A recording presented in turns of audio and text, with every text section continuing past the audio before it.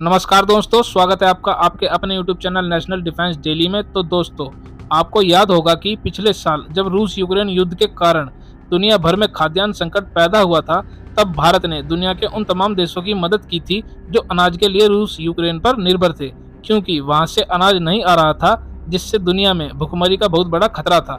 भारत ने उस समय उन सभी देशों की मदद की थी जो अनाज की कमी से जूझ रहे थे, और उन सभी देशों में एक देश तुर्की भी था। और उस समय आपको याद होगा कि तुर्की ने भी भारत के सामने एक निवेदन किया था कि कृपया हमें भी अनाज दें, क्योंकि हमें खाद्यान्न संकट का भी सामना करना पड़ सकता है। हालांकि उस समय भारत और तुर्की के बीच संबंध अच्छे नहीं थे, क्योंकि तुर्की बार बार संयुक्त राष्ट्र में कश्मीर का मुद्दा उठा रहा था। इसके अलावा वह इस्लामिक सहयोग संगठन OIC में भी कश्मीर का मुद्दा उठा रहा था और बार बार पाकिस्तान का समर्थन कर रहा था।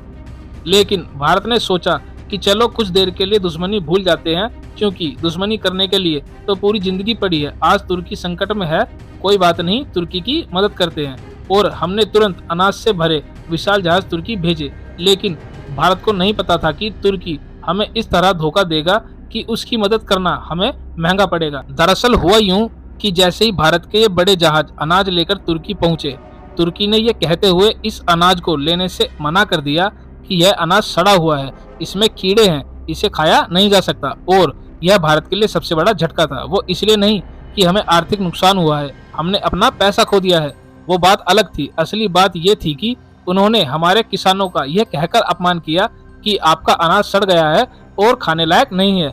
हमारे कृषि उत्पादों को बदनाम करने की कोशिश की और भारतीय अनाज की प्रतिष्ठा को कम करने की कोशिश की। हालांकि उस समय भारत ने इस अपमान के घूंट को चुपचाप पी लिया, और तुर्की ने जो हमारा अनाज वापस कर दिया था, वो हमने तुर्की के ही पड़ोसी देश मिस्र को दे दिया। मिस्र ने वह अनाज ले लिया और वे उससे इतना प्रसन्न हुए कि उसके बाद उन्होंने हमें कई हजार टन और अनाज देने का आदेश दे दिया।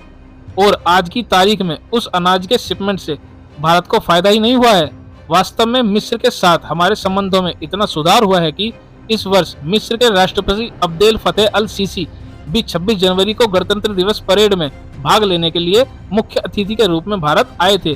यानी कि एक बात तो तय थी कि भारत के अनाज में कोई भी कमी नहीं थी, बस तुर्की की नीयत ही गलत थी, और आज वही गलत नीयत तुर्की को डुबा रही है। दरअसल भारत का अनाज ठुकराने के बाद इन्होंने यूनाइटेड नेशन के साथ मिलकर रूस और यूक्रेन के बीच में एक डील करवाई थी, जिसके तहत यूक्रेन अपने अनाज का एक्सपोर्ट करेगा बड़े बड़े जहाजों के जरिए, और उन जहाजों पर हमला नहीं करेगा रूस। लेकिन यह डील 18 मई तक ही वैलिड होगी। जैसे ही यह डील लागू हुई, इसका सबसे बड़ा फायदा मिला तुर्की को।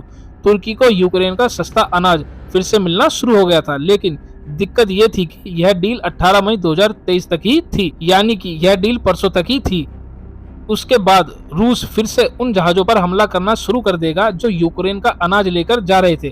अब तुर्की बार बार रूस के सामने इस सौदे को फिर से शुरू करने की गुहार लगा रहा था, और पिछले एक महीने से इस डील को आगे बढ़ाने की गुहार लगा रहा था, नहीं तो तुर्की में भुखमरी आ जाएगी। लेकिन रूस इस डील को आगे बढ़ाने से साफ इनकार कर रहा था, क्योंकि रूस को डर था कि यूक्रेन जिस स्तर पर अनाज का निर्यात कर रहा है, उससे उसे काफी कमाई हो रही है, और उस पैसे से वह बड़े बड़े हथियार खरीद रहा है और उनका इस्तेमाल रूसी सेना के खिलाफ कर रहा है। और सबसे खास मामला तुर्की का ही है, क्योंकि यूक्रेन वर्तमान में रूस पर जो बड़ा हमला करने में सक्षम है, वह केवल तुर्की के ड्रोनों के कारण है। क्योंकि रूस के अनुसार तुर्की यहाँ यूक्रेन से बड़ी मात्रा में गेहूं खरीदता है, बदले में वह यूक्रेन को अपने बेरफ्तार TB2 ड्रोन देता है, और यूक्रेन उन ड्रोनों की मदद से हमारे रक्षा तंत्र, हमारे टैंकों, हमारे बख्तरबंद वाहनों, हमारी सेना पर हमला करता है। और इसीलिए रूस इस अनाज सौदे को रोकना चाहता था। लेकिन एर्दोगान, जो तुर्की के राष्ट्रपति हैं, पिछले एक महीने से रूस के सामने अपनी नाक रगड़ते हुए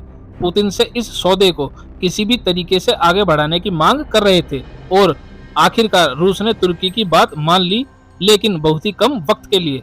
रूस ने तुर्की को सिर्फ 2 महीने और दिए हैं और कहा है कि हम 2 महीने बाद इस डील को आगे नहीं बढ़ाएंगे, उसके बाद आप इस डील के लिए किसी और देश की तलाश कर सकते हैं। और यहीं पर तुर्की अब फंस गया है कि 2 महीने बाद तुर्की क्या करेगा, अनाज कहां से लाएगा।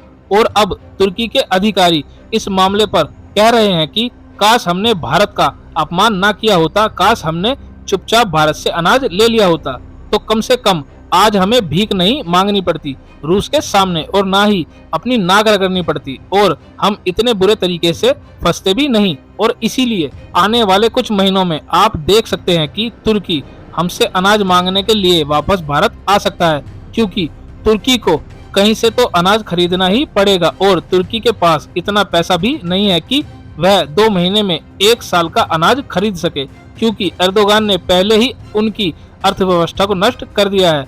उनके विदेशी मुद्रा भंडार में हर महीने 6 से लेकर 8 अरब डॉलर की कमी आ रही है और अब उनका विदेशी मुद्रा भंडार मात्र 60 अरब डॉलर ही बचा है।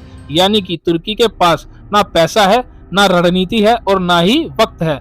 हालांकि मैं आपको इस मामले पर किसी भी अन्य अपडेट के बारे में सूचित करता रहूंगा। बस आप लोग चैनल को सब्सक्राइब करके रखना। फिलहाल इस वीडियो में इतना ही। Thanks for watching the video.